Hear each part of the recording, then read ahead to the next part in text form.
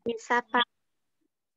Bismillahirrahmanirrahim. Assalamualaikum warahmatullahi wabarakatuh. Kali ini kita akan mencoba untuk membahas satu materi ya, materi kedua dari mata kuliah wawasan kemaritiman ya.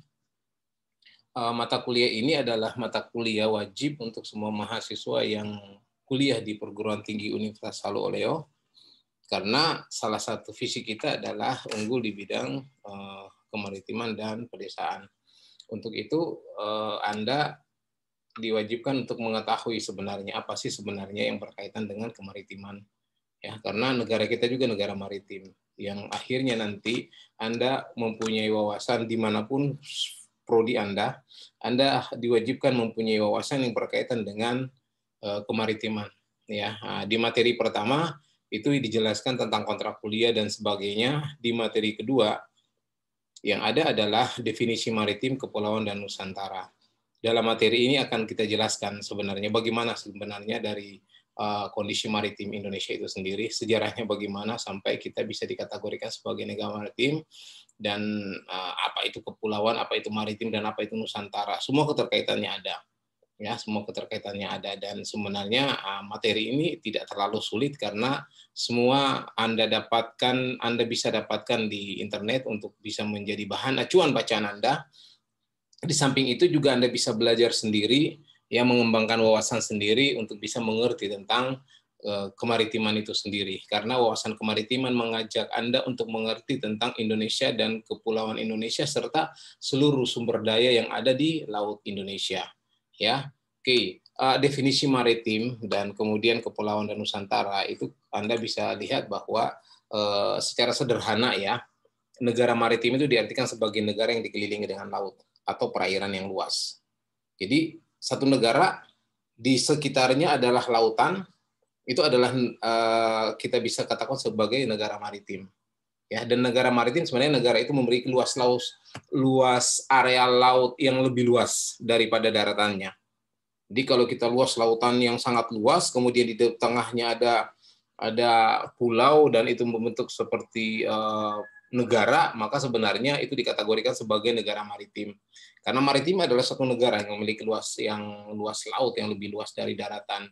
Dan kalau kita lihat di Indonesia, pulau-pulau Indonesia itu kemudian mulai dari Sabang sampai Merauke misalnya, itu gugusan pulau-pulau yang kalau kita lihat tarik garis lurus itu sebenarnya lebih luas lautannya.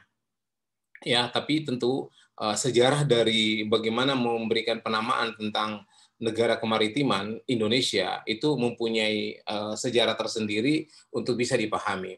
Karena menjadi negara maritim sebenarnya itu hal yang sangat membanggakan karena sumber laut yang sangat tinggi, tapi kemudian kita harus paham sebenarnya hidup di Indonesia, sebagai bangsa Indonesia kita harus paham apa sebenarnya maritim itu sendiri. Ya, dan kalau kita lihat di Kamus Besar Bahasa Indonesia, maritim itu berkenaan dengan laut. Jadi kalau kita dapat kata-kata maritim itu berarti ada kaitannya dengan laut, berkaitan dengan pelayaran dan berkaitan dengan perdagangan laut.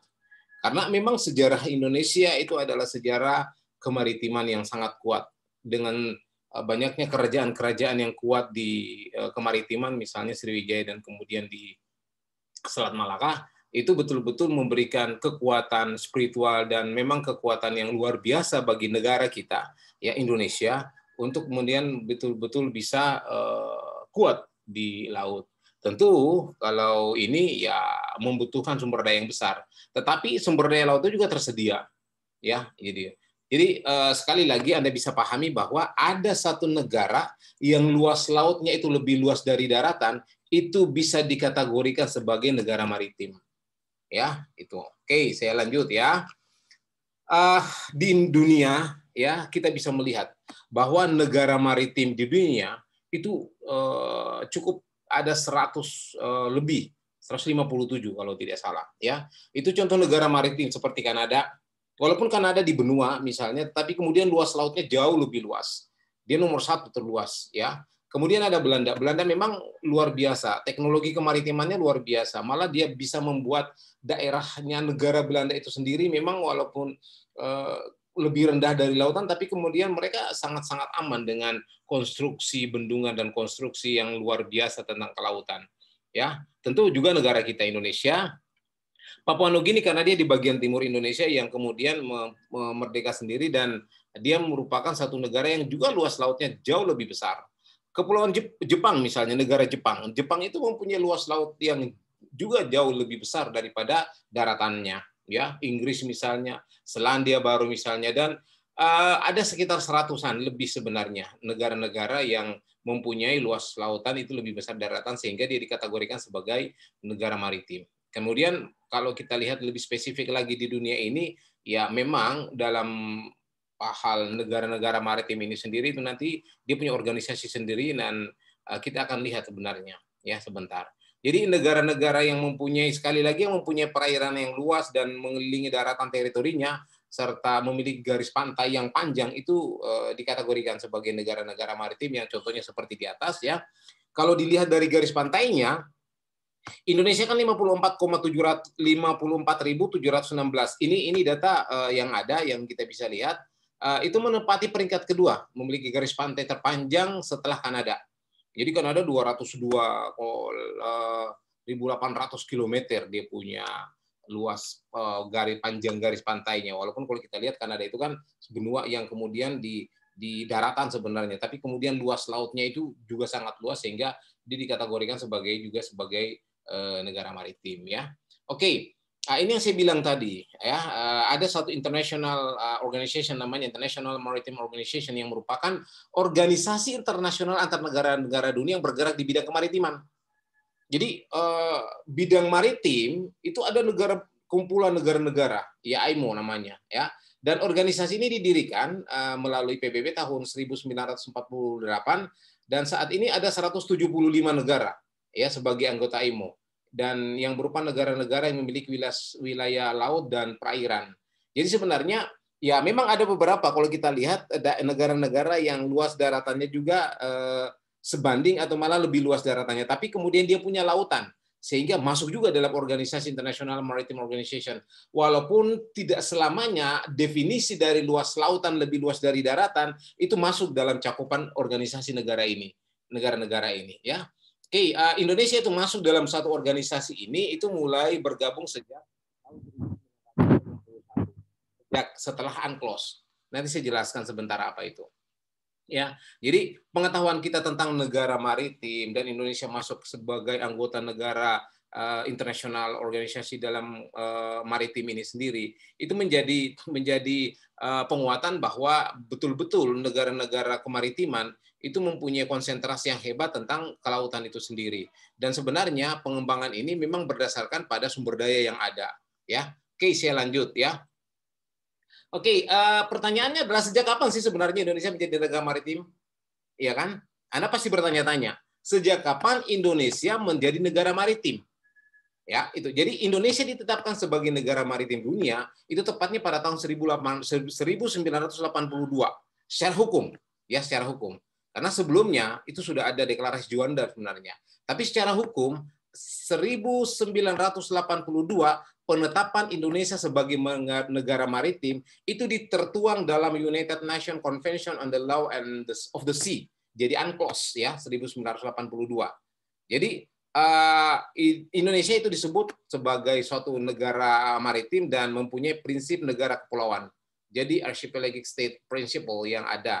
Dan memang dalam ini sebenarnya perjuangan panjang yang dilakukan oleh Indonesia untuk diakui sebagai suatu negara maritim. Karena ya tentu ada konsekuensi dari pengakuan bahwa Indonesia sebagai suatu negara maritim.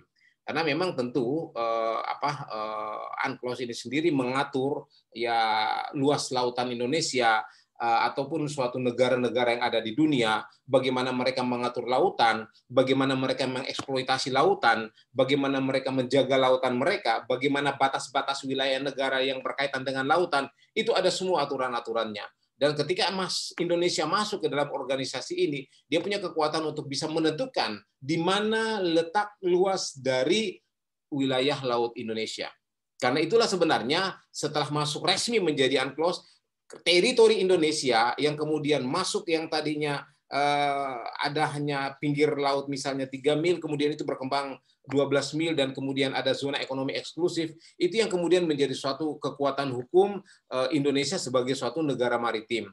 Karena dalam negara-negara United ini, kemudian itu diatur sedemikian rupa yang berkaitan dengan aturan-aturan internasional yang berkaitan dengan kepemilikan areal laut khususnya. Indonesia itu merupakan negara terbesar kepulauan, ya, kepulauan terbesar di dunia kalau kita bisa lihat, karena terbentang dari Sabang hingga Merauke itu ada 17.000 lebih pulau-pulau yang ada.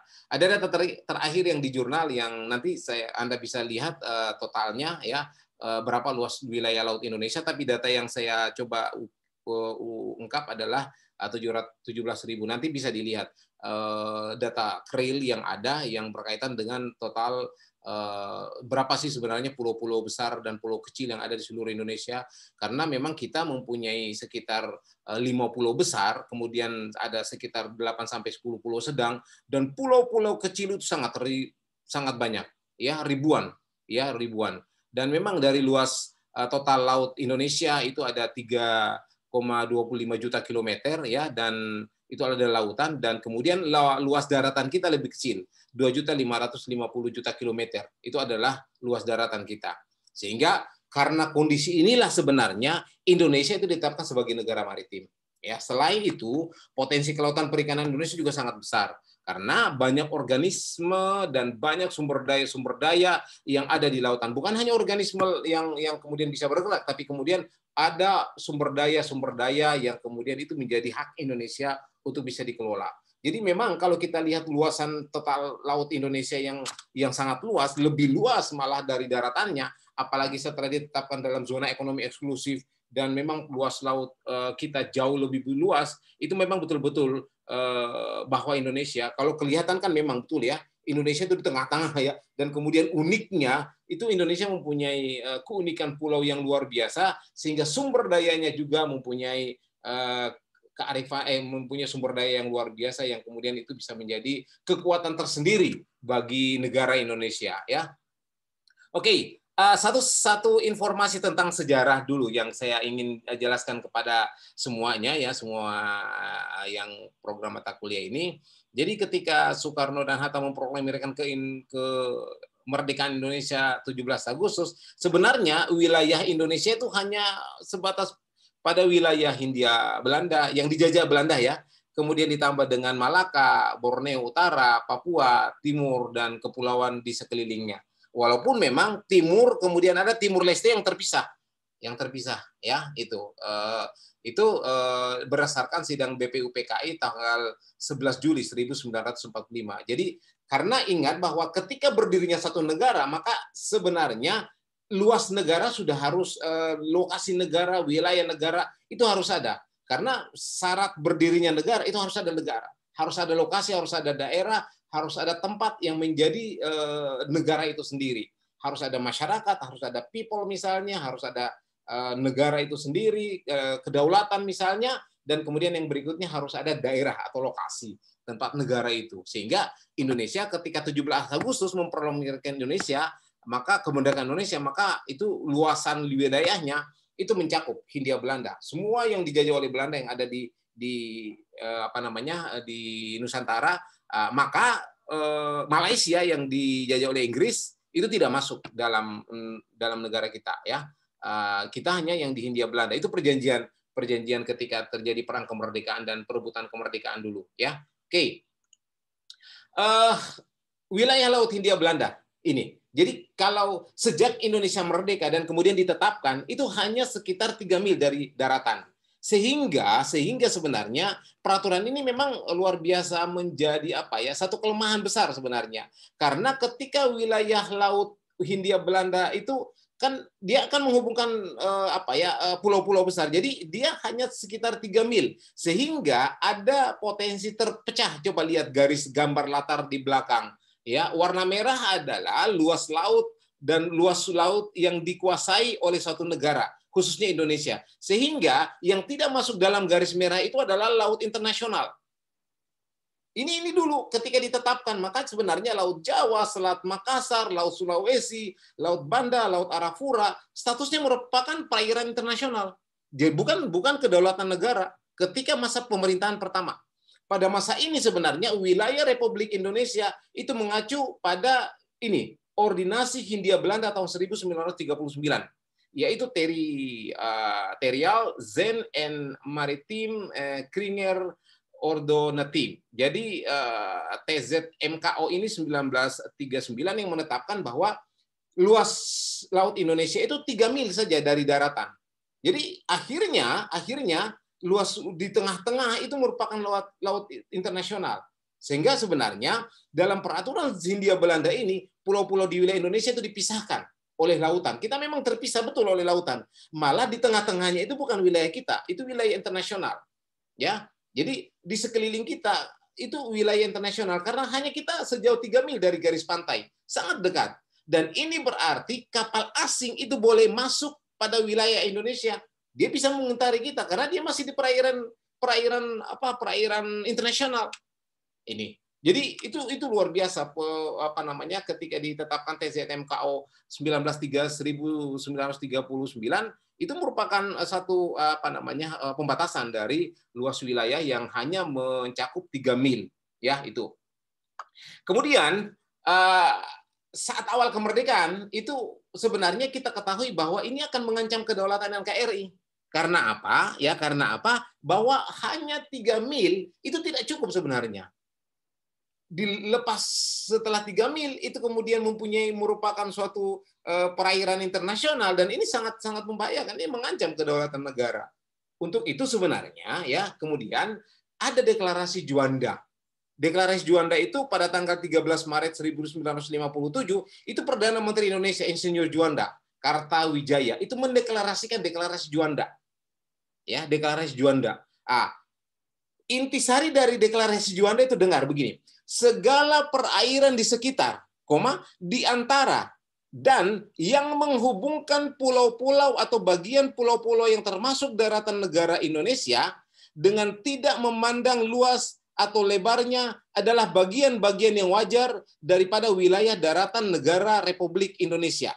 Dan dengan demikian, itu merupakan bagian daripada perairan nasional yang berada di bawah kedaulatan mutlak daripada negara Republik Indonesia. Lalu lintas yang damai di perairan pedalaman ini dibagi kapal-kapal asing dijamin selama dan sekadar tidak bertentangan dengan atau mengganggu kedaulatan dan keselamatan negara Indonesia. Ini dicetuskan pertama oleh Insinyur Juanda Kartawijaya sehingga dikategorikan sebagai deklarasi Juanda tanggal 13 Maret 1957 ya. Tetapi ini baru deklarasi yang dikeluarkan oleh Perdana Menteri Indonesia yang saat itu dipegang oleh Insinyur Juanda Kartawijaya. Oke. Itu kemudian itu banyak negara yang tidak mengakui, salah satu Amerika tidak mengakui.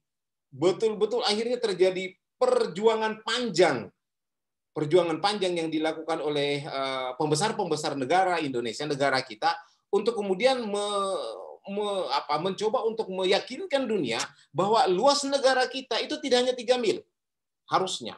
Karena koneksitas antara pulau dengan pulau yang satu itu harus menjadi suatu kedaulatan negara, ya itu. Jadi dengan adanya deklarasi Juanda, Indonesia memiliki kedaulatan yang mengelola sumber daya alam, menjaga keamanan seluruh wilayah kelautan. Dampak lain yang dirasakan adalah penambahan luas wilayah Indonesia mulai dari 2.027.087 km itu meningkat 2,5 kali lipat menjadi 5.193.250 km. Jadi meningkat setelah deklarasi Juanda ini, ya.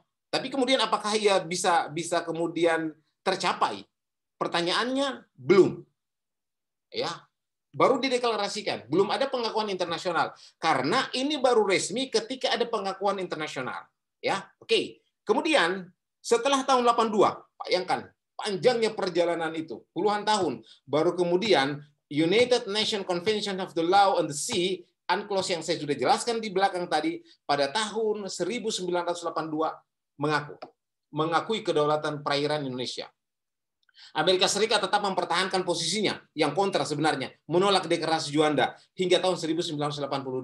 Ya, setelah Indonesia melalui perjuangan panjang, tahun 1982 deklarasi Juanda akhirnya dapat diterima dan ditetapkan dalam Konvensi Hukum Laut PBB. Ketiga tahun 1982. Pada pertemuan itu juga konsepsi wawasan Nusantara akhirnya diakui sebagai the Archipelago Nation Concept. Jadi konsep nasional negara maritim misalnya itu mulai diakui ya. Nah, melalui UNCLOS ini sebenarnya luas laut Indonesia itu bertambah dari semula yang 1 juta kilometer misalnya menjadi 5,8 juta kilometer. Ya, pemerintah Indonesia kemudian meratifikasi UNCLOS 1982 melalui Undang-Undang Nomor 17 tahun 1985 tentang pengesahan UNCLOS untuk mempertegas aturan dari PBB yang menyatakan Indonesia merupakan negara kepulauan. Ini, negara kepulauan itu sejarahnya di sini. Jadi, ya memang kita katakan kita negara kepulauan, tapi itu tidak akan diakui dunia kalau tidak ada perjuangan panjang yang dilakukan oleh pendahulu-pendahulu kita. Ya, itu, ya. Oke. Kita lanjut. Setelah kita mengetahui bagaimana sejarah maritim itu sendiri, ada satu definisi tentang kepulauan. Apa itu kepulauan? Tadi sebenarnya sudah ada ya, maritim, lautan yang kita lihat. Ya, sekarang karena kita berada di tengah-tengah lautan, pulau-pulau yang ada, sehingga ya definisi kepulauan juga harus kita pahami. Bahwa kepulauan adalah rantai, gugusan, dan kumpulan pulau-pulau yang membentuk secara tektonik. Karena memang itu asal mula dari pulau-pulau yang ada.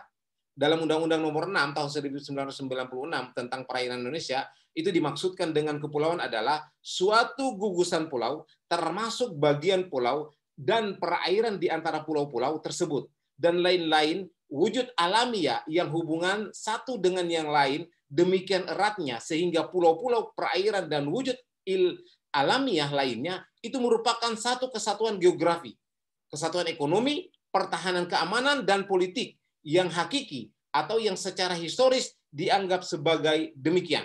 Jadi sudah ada definisi sebenarnya apa itu sebenarnya kepulauan. Jadi ada pulau yang dikelilingi oleh lautan, itu kepulauan. Dalam undang-undang sudah dijelaskan bagaimana itu. Kalau kita cuma definisi ya, tapi kemudian ada penekanan dalam undang-undang bahwa koneksitas itu yang ada. Bahwa bukan hanya pulau-pulau yang ada. Jadi antara satu dengan yang lainnya adalah ada koneksitas dan semua wujud alami yang ada di dalamnya itu masuk dalam kepulauan itu sendiri. Jadi tidak hanya daratannya, tapi kemudian ada bukan hanya daratan itunya, tapi kemudian koneksitasnya itu juga dianggap sebagai suatu kepulauan. Karena pulau-pulau ini juga sebenarnya punya koneksi, punya hubungan antara satu dengan yang lainnya. Baik itu dalam wujud alamiah misalnya, ataupun misalnya wujud yang kemudian dikembangkan oleh manusia nantinya. Yang jelas bahwa pulau-pulau itu meliputi sebenarnya perairan yang ada di antara koneksitas pulau itu sendiri. Dan merupakan satu kesatuan geografis. Jadi pulau, lautan, dan pulau itu kesatuan geografis sebenarnya. Yang merupakan satu kesatuan geografis, kesatuan ekonomi, karena kan perdagangan yang kuat. Kemudian pertahanan keamanan, politik yang hakiki, dan ya secara historis itu yang kemudian berlaku. Ya. Oke, saya lanjut bahwa negara kepulauan, kemudian kita masuk ke negara kepulauan ya. Tadi kita sudah mengerti tentang pulau. Masuk ke negara kepulauan ya. Negara kepulauan itu kalau misalnya dalam bahasa Inggris kan archipelagic state. Itu adalah suatu istilah yang berasal dari keputusan Konvensi Perserikatan Bangsa-Bangsa tentang hukum laut yang dimiliki. Tadi UNCLOS yang saya bilang tadi, 1982 tadi. Suatu negara pulau yang wilayahnya terdiri atas satu gugusan kepulauan besar dan atau lebih yang dapat mencakup pulau-pulau lain. Ini. Ya, jadi kita memang negara kepulauan. Lihat, ada Sumatera yang betul-betul sangat luas, ada Kalimantan yang nomor 1 luas, kemudian Sumatera, kemudian Irian, kemudian ada Sulawesi, dan kemudian ada Jawa. Di antaranya ada pulau-pulau sedang, Halmahera misalnya, Timur misalnya, ada apalagi Bali misalnya, Nusa Tenggara misalnya, ya. Kemudian ada pulau-pulau kecil yang kalau kita lihat itu sebenarnya ada sekitar 17.000 lebih sebenarnya pulau, baik yang punya nama maupun yang tidak punya nama. Sehingga sebenarnya perkembangan penamaan pulau terus berkembang karena semakin canggihnya pola pemetaan sekarang, ya kemudian bisa difoto pulau-pulau yang ada dan kemudian dimintakan nama-namanya, itu kemudian berkembang Jadi sistem penamaan pulau-pulau ini berkembang terus dan kemudian memberikan suatu kekuatan dan kepercayaan kepada dunia bahwa jumlah kepulauan kita sebenarnya sekian. Ya, itu yang kemudian menjadi kekuatan negara kita. Tapi tidak hanya itu harus diatur dengan undang-undang. Dalam Undang-Undang Negara Republik Indonesia tahun 1945 itu diatur dalam bab 9A itu mengenai wilayah negara. Pada pasal 25A dinyatakan bahwa negara Republik Indonesia adalah sebuah negara kepulauan yang berciri Nusantara dengan wilayah yang batas-batas dan hak-haknya ditetapkan dengan undang-undang. Ini menarik sebenarnya karena memang ketika ya kita punya dasar negara undang-undang yang kemudian mengatur tentang negara kepulauan ini sendiri karena memang negara kita adalah negara kepulauan yang menjadi ciri khas negara kita. Ya, oke. Kalau kita lihat lagi, nanti kita kaitkan sebenarnya negara kepulauan dengan Nusantara ini bagaimana. Sehingga memang kalau kita lihat pengertian negara kepulauan itu kan konsepsinya negara kepulauan itu adalah berasal dari Nusantara sebenarnya. Nusantara. Karena ya pulau-pulau tadi. Jadi Nusantara itu berasal dari kata Nusa yang berarti kumpulan atau gugusan pulau. Ya, dan antara. Jadi Nusa Antara. Makanya dikategorikan sebagai Nusantara. Jadi ada kumpulan-kumpulan pulau, ada antara yang diartikan sebagai tempat terletak di antara benua yang diartikan itu sebagai tempat yang terletak yang diapit oleh dua benua, dua tempat. Jadi ada dua benua yang mengapit, ya. Berdasarkan pengertian tersebut sebenarnya maka arti dari Nusantara yaitu kepulauan yang terletak di antara benua yang di antara samudra. Jadi di antara benua dan di antara samudra. Ini dikategorikan sebagai Nusantara. Yang kemudian dimaksudkan yang dimaksudkan sebenarnya itu adalah benua India dan benua Cina yang pada waktu itu sebenarnya dimaksud sebenarnya itu, ya. Jadi waktu penetapannya itu adalah perkataan Nusantara itu adalah India.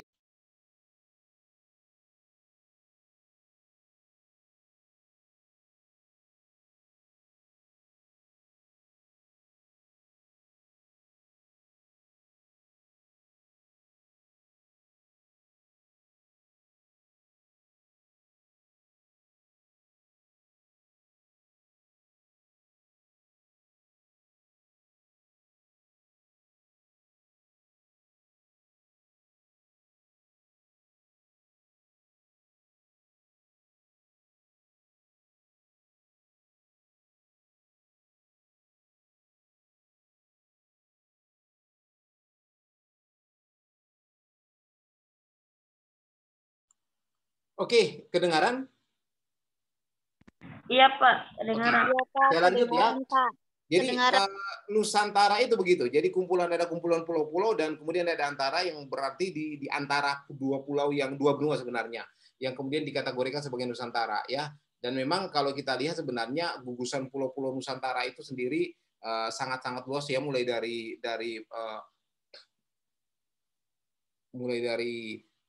ujung Sumatera sampai dengan ujung Papua, ya itu. Oke. Yang paling penting adalah sebagai negara kepulauan dengan luas wilayah yang sangat luas, Indonesia itu memiliki potensi besar, potensi maritim yang sangat luar biasa. Maka dia menjadi poros maritim dunia dan merupakan unsur penting bagi kemajuan dan kejayaan sebuah negara. Oleh karena itu sebenarnya mengapa kita disebut sebagai negara kepulauan, ya itu alasannya, dan kemudian sebenarnya ini menjadi suatu potensi besar untuk pengembangan negara kita sebagai suatu kekuatan yang luar biasa, ya itu. Oke. Saya ulang dulu ya dari awal karena saya lihat Anda tidak terlalu itu. Oke. Jadi itu tadi. Jadi pengertian negara kepulauan kan disatukan dengan konsep dari Nusantara itu sendiri, ya. Jadi pengertian negara kepulauan dalam konsepsi negara kepulauan itu Indonesia berasal dari pengertian Nusantara. Karena ketika kita masuk pada pengertian Nusantara, Nusa berarti kumpulan gugus pulau-pulau dan antara itu berarti terletak di antara dua benua, maka sebenarnya Indonesia, ya, dan dua benua dan dua samudra, ya, kita kenal lah sebagai suatu kekuatan Apollo ketak yang sangat strategis yang Indonesia, sehingga memang itu dikategorikan sebagai Nusantara itu sendiri. Memang berada di antara gugusan pulau itu sendiri. Di samping Nusa sendiri dan kemudian antara itu merupakan sebenarnya ini cuma kosakata saja yang mengartikan tentang Nusantara, yang berarti juga sebenarnya sebagai negara kepulauan. Karena seperti yang saya katakan tadi, negara kepulauan itu asal katanya dari Nusantara, ya itu.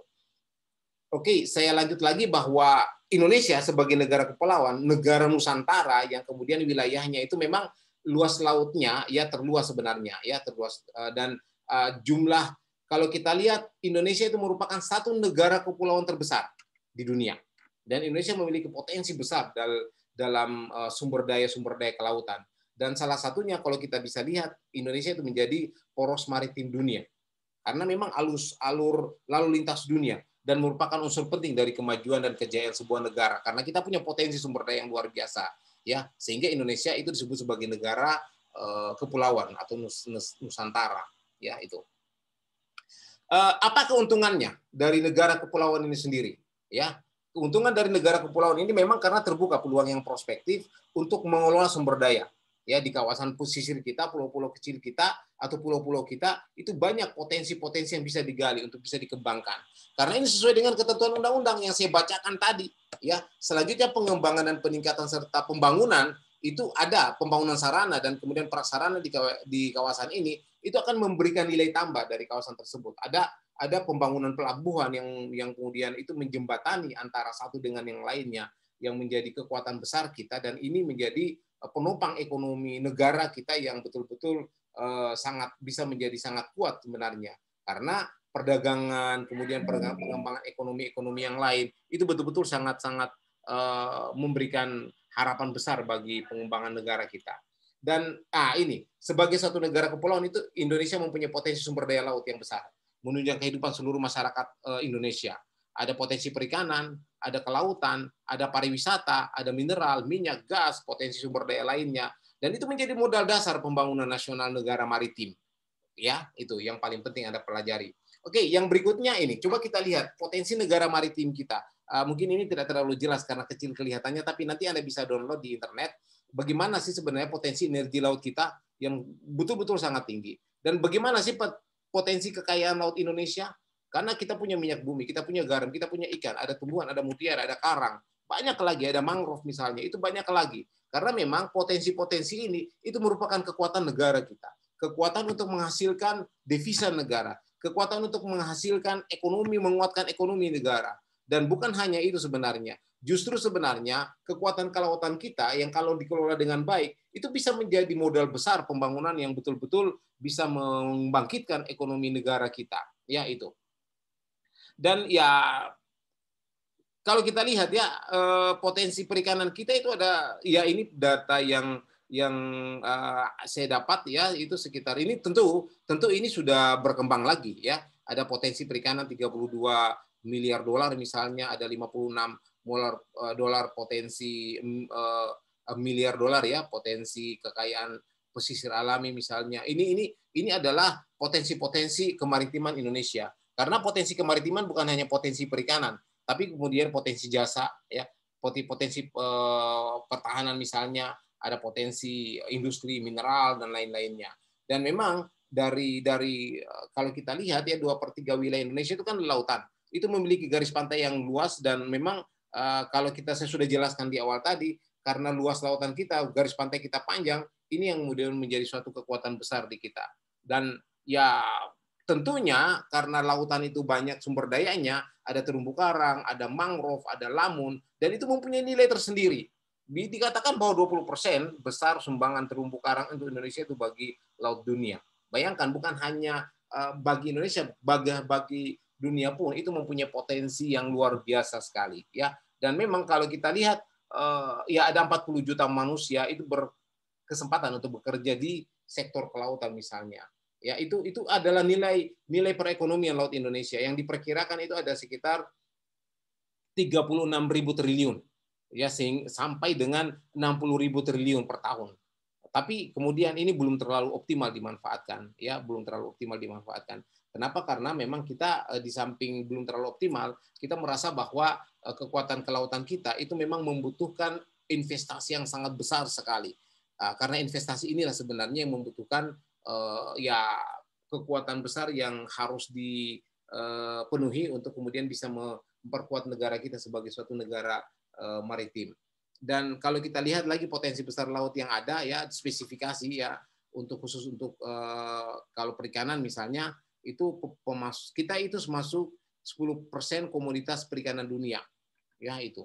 Dan kemudian kalau kita lihat lagi pusat bisnis perikanan, pelayaran dan pariwisata itu berkembang dengan baik, dan kemudian sebenarnya kita mempunyai 54% potensi hewani nasional itu berasal dari ikan, karena bisa saja karena ingat bahwa 37% spesies ikan kita ada dari total spesies terumbu karang, ikan di terumbu karang ya, dan ada 76% spesies karang dunia ada di wilayah kita. Jadi ada 37% spesies ikan yang ada di negara kita, 76% spesies karang yang ada. Jadi ini potensi besar sekali sebenarnya. Tapi itu kemudian bisa menjadi suatu potensi yang baik kalau bisa dimanfaatkan dengan arif dan bijaksana. Ya itu yang kemudian bisa membuat kekuatan besar. Makanya dikatakan bahwa laut itu merupakan masa depan Indonesia. Ya, merupakan masa depan Indonesia. Karena itu tadi, ada 3 prinsip pembangunan kelautan perikanan yang kemudian itu menjadi suatu kekuatan negara kita. Kedaulatan, ya kedaulatan kita harus berdaulat di laut untuk mencegah pencurian ikan, kemudian banyak yang mengambil sumber daya kita, kemudian pengolahan berkelanjutan, ya ada konservasi untuk menjaga produktivitas kesejahteraan, produktivitas sumber daya, dan kemudian ada kesejahteraan untuk meningkatkan indikator ekonomi perikanan dan membentuk pulau yang mandiri, sehingga itu yang kemudian menjadi masa depan karena kekuatan 3 prinsip pembangunan kelautan ini tadi.